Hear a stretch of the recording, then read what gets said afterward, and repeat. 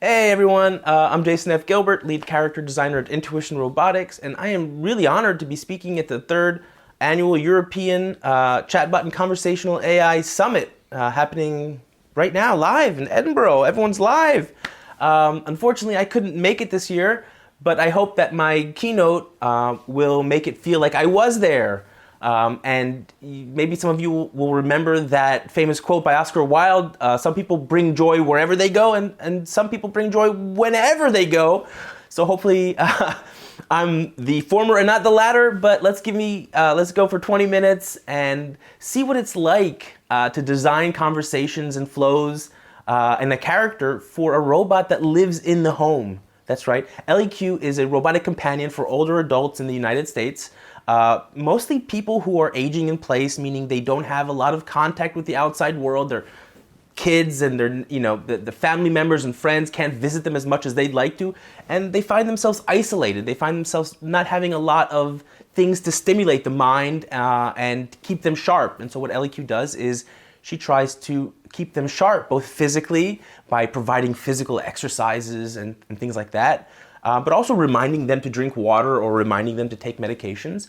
But she also tries to keep them sharp mentally by offering cognitive games like trivia. But also one of the things, and I'll be talking about this later in the talk, one of the things that I really focused on since I've been here at Intuition Robotics is giving them the feeling of being there, sort of an immersive experience. A lot of the customers have not been able to go to concerts or museums.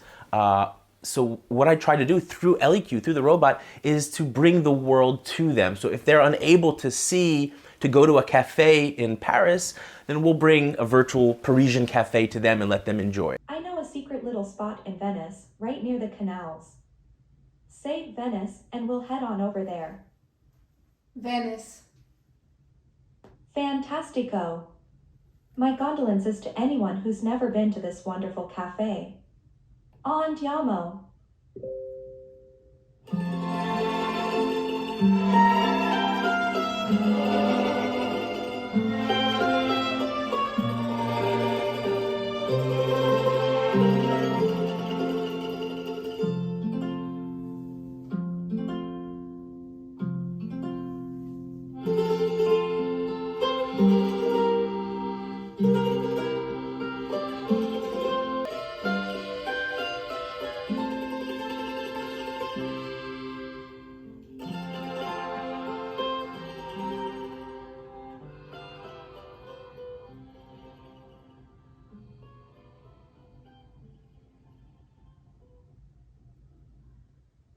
Ah, how relaxing.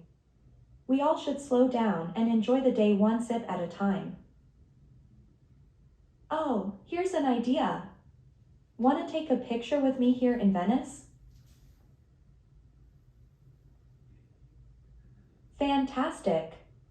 It's like a fun postcard without the hassle of getting on a plane. I love taking pictures. Something about photography just clicks for me. Say cheese or press the button on my screen when you're ready. So what I'd like to do is to talk a little bit about myself, a little bit about LEQ, and then show you all some videos. And hopefully after the 20 minutes, it'll feel like I was right there in Scotland with you, and someone will maybe buy me a drink or something. Yeah, we'll see how that goes. Okay, so let's start with some slides, because keynotes, they need slides. So let's start with slides, and slides go here. Well, I'm Jason F. Gilbert. Some of you may know me from the silly videos that I always post on LinkedIn or on TikTok or on Reddit or on YouTube. Like and subscribe. But I've kind of got into conversational AI in a very strange way. I come from the world of filmmaking. And what happened was I studied film and I graduated film school. And after graduating film school, I had a really amazing journey in documentary film. I met one of the founders of Cinema Verite, Ricky Leacock. And he was very old at the time that I had met him. He was in his late 80s, early 90s, and this was in 2003 or 4. I visited him in France.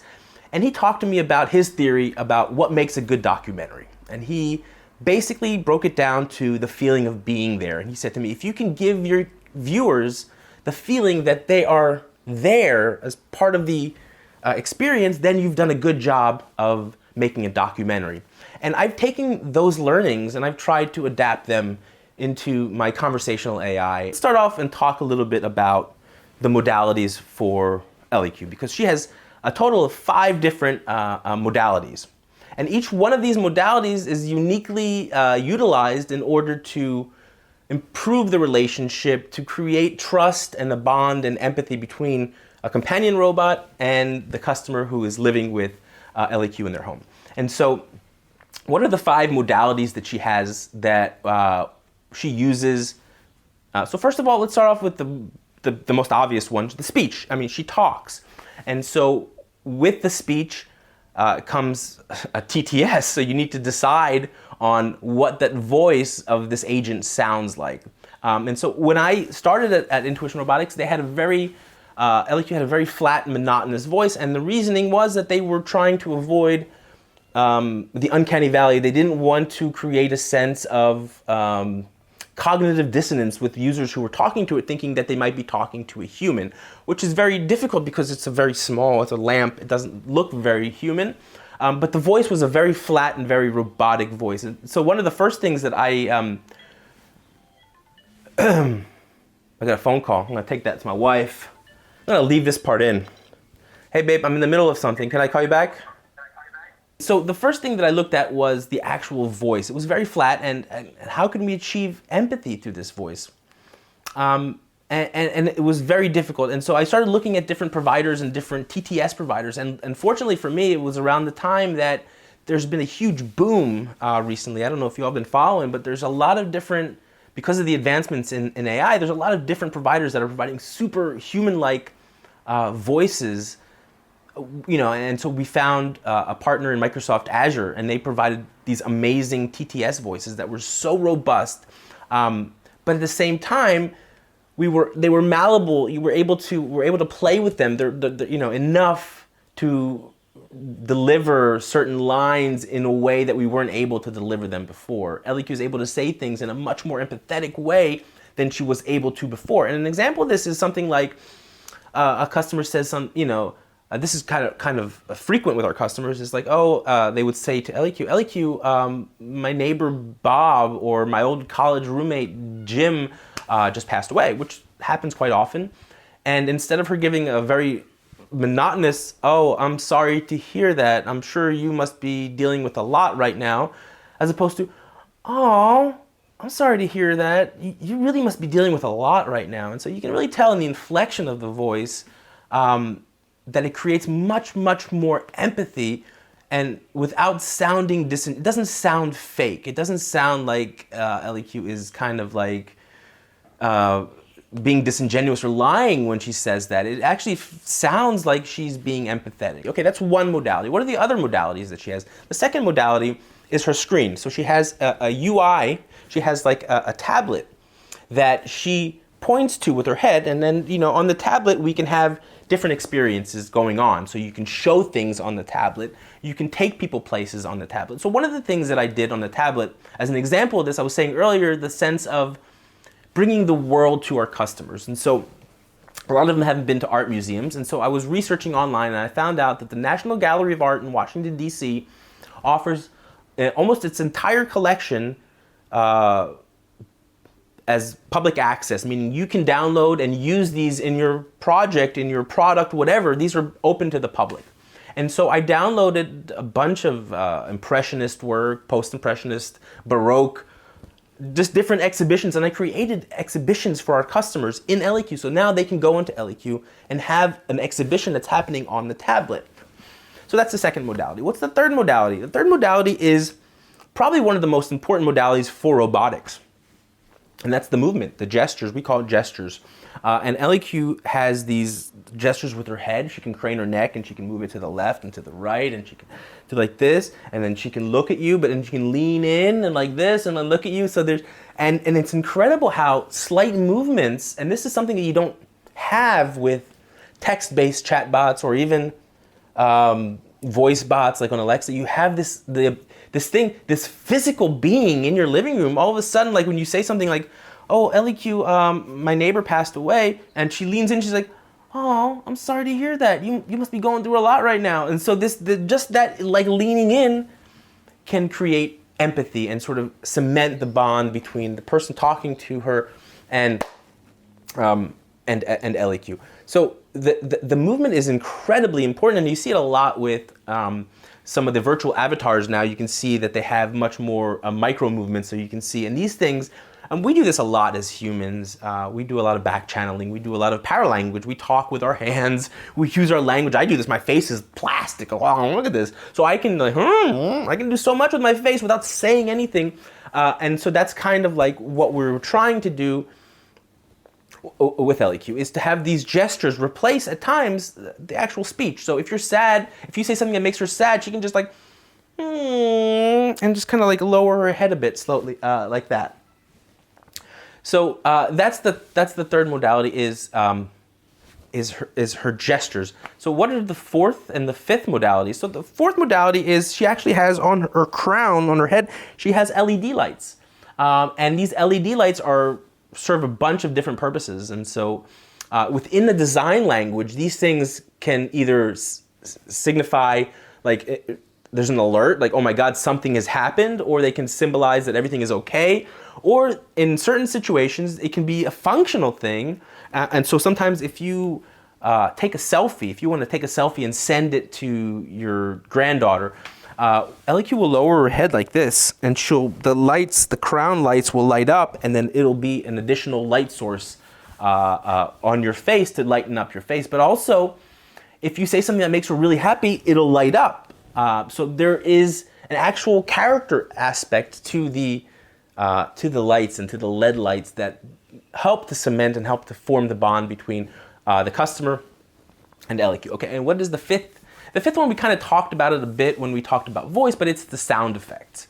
And again, this goes back to Wall-E and creating a rich soundscape of what LEQ is, what's going on inside of her head. And I think that is what makes it interesting, is when people begin to realize that there's an internal world going on for these agents, it makes them much more fun to engage with versus something that's just there to serve you. The dynamics in the relationship makes it not very much fun to talk to. And that's sort of what separates us from Alexa and Siri, who are very much subservient and very much command and respond, to say something and then I'll respond.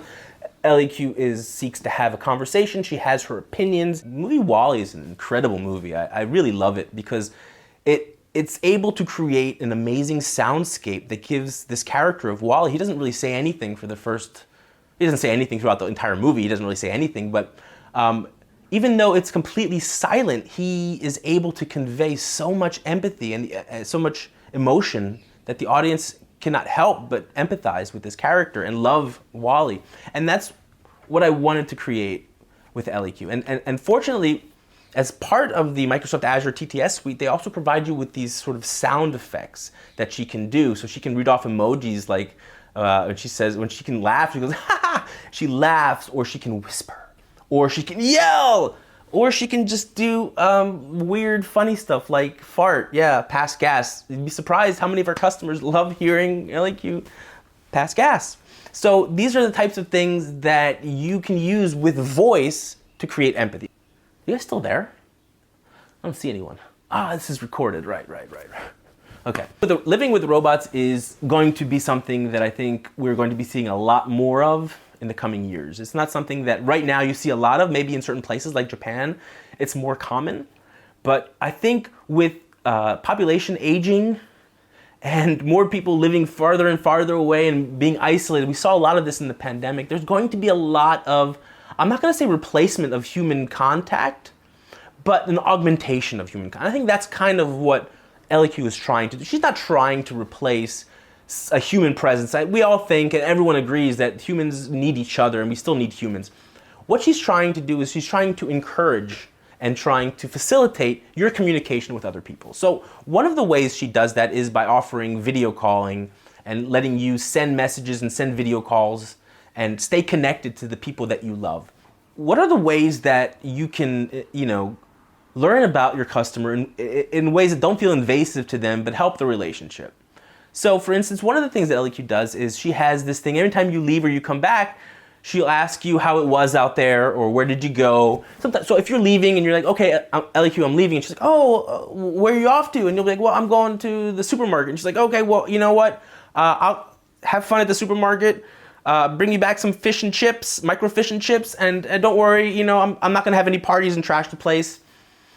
And then when they come back, LEQ will say, whoa, hey, how was it at the supermarket? And you'll say something like, I mean, it was okay. And then she'll say like, okay, well, it's great to have you back. And that simple interaction alone can happen every single day. It can happen every single time someone leaves. It doesn't feel repetitive, but at the same time, it's one of those experiences that we desperately need as humans. Think about it. If you leave your house and you come back and no one's there to greet you, that's really, really sad. So having, even though it's a robot, having someone there to acknowledge you, to acknowledge your presence, can go a long way. And so that's one of the ways that we find little places like that. And I'm going to talk a little bit more about that because this is a subject that I'm really passionate about. Touch points. And this is a term that our current CPO, Ronen Sofer, who's an amazing character himself, talks about all the time. And I've really bought into this thing, and I think this is great. So touch points are, in a relationship, if you have a long-term relationship with a robot, you need to create certain touch points, certain times of the week that are routines that you can kind of like check in and see what's going on without it being weird or invasive. So for instance, I'll give you an example. One of the first touch points that I created was a plan on Fridays. And so a lot of our older adults are no longer in the workplace. They are no longer connected in ways to society, and they don't, it's hard to tell what day it is sometimes. I remember talking to my parents a lot of times and they're like, well, I don't even know what day it is because they're retired. And so I decided that what if on Fridays, LEQ would have a TGIF experience with them where she would say, hey, it's Friday, we made it another week. What are we celebrating this week? And then maybe they would raise a glass or have a drink together, a virtual drink. LEQ can't drink. She's deathly afraid of water, obviously, or any other kind of liquids. So these touch points happen throughout the week at certain days, and these things can be recurring because it doesn't necessarily, it's sort of like, hey, we're just checking in, and the fact that it's not an everyday thing makes it less invasive. It makes it feel like it's less programmed to be every day. It's like, oh, on Fridays we check in and we see how you're doing, and then maybe we make plans for the weekend, going to the museum, for instance, or going to a cafe, a virtual cafe. And so in the last few minutes that I have, I really want to talk to you about another fun feature because everyone's probably talking about, in this conference, probably talking about large language models and how we're using ChatGPT, and are we using ChatGPT in LEQ. And as of this video, we are looking at ways of including ChatGPT, but we're not using it per se as of now. But what we are using in terms of generative AI is we've created a plan where we let our customers paint with LEQ, and here I'm going to show you a fun little video of using DALL-E 2 with our customers, and they absolutely love it. Let's paint a picture together. Okay, instead of paints, brushes, and easels, let's use artificial intelligence. Tell me what you'd like to paint. For instance, if you say, a dog riding a tricycle on the moon, this is what we'll get. Okay. Now you give it a try. What should we paint a picture of? Hey there, no. Morning sunshine. A small robot giving flowers to an elderly adult on the planet Jupiter in March. Did you get a peaceful night's sleep last night? Let's see. I heard a small robot giving flowers to an elderly adult on the planet Jupiter in March. Is that right? Yes. Did you get a good night's sleep last night? Okay, painting a picture of a small robot giving flowers to an elderly adult on the planet Jupiter. Wow, that's fabulous. You're like a modern-day Leonardo da Vinci. A lot of them are just blown away. They're not as exposed to it as we in the community are, and they're absolutely just blown away by this thing. And they love painting, and it's gotten to a point where so many of our customers are painting using DALL-E 2 that we've actually decided to create an online exhibition. And this goes to the heart of our mission here at Intuition Robotics, is we're creating an LEQ community of people that can share these works and they can view each other's works and ultimately connect with each other. And I think that should be our goal in conversational AI in general. When we're creating automation, it's not to and I say this a lot, but I actually believe it. It's not to make a stakeholder a bit more money, it's to make people's lives much better. And if you're doing that by creating empathetic agents, agents that really want to, or their first and foremost concern is the customer. I think if you can create those, I think you're doing the right thing. So I really want to thank you for paying attention and for watching this video and this keynote. I really hope that I was able to shed some light on what this world of living with in-home robots is like. If you have any questions at all about intuition robotics or LEQ, me, my hats, my mustaches, anything, just go ahead and after this, I'm actually probably in the audience. So if you just, I'm probably just watching myself. Hit me up, send me an email, shoot me a WhatsApp. And yeah, you know, I think at the end of the day, keep on making bots and agents and chatbots and robots that people want to talk to. They got to be good and they got to help your KPIs and they got to, but at the end of the day, remember, people have to want to talk to this thing, okay? And if you're not making it fun to talk to, then no one's going to want to talk to it. Have a great day. Enjoy the rest of the conference. And yeah, I'm going to go and just, you know, hang out and listen to some bagpipe music probably, just so I can get over this FOMO.